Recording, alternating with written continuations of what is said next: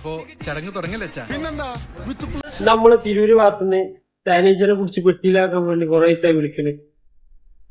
നമ്മള് കുടിച്ച് പെട്ടിയിലാക്കാൻ പോണ്. നമ്മള് കൊടുത്തിട്ട്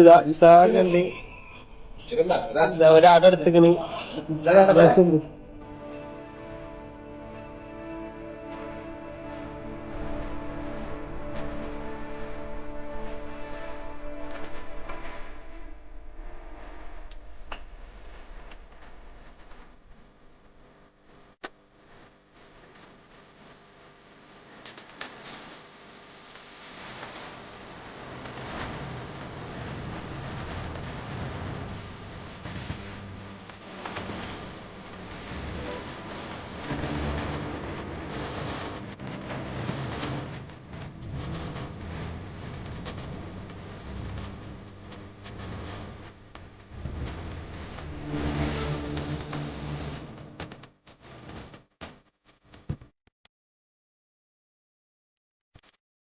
നമ്മള് പുടിച്ചുകാണ്ട് പെട്ടിയിലാക്കി കൊടുത്തിക്കണ്. മൂപ്പര് ഒരു ആഗ്രഹമാണ് ഇനി പെട്ടിയില് ഈച്ചനാക്കി കൊടുക്കുക, വളർത്താന്നുള്ളത്.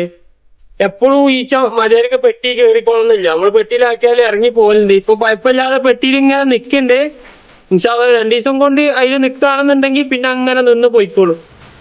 ഓക്കെ.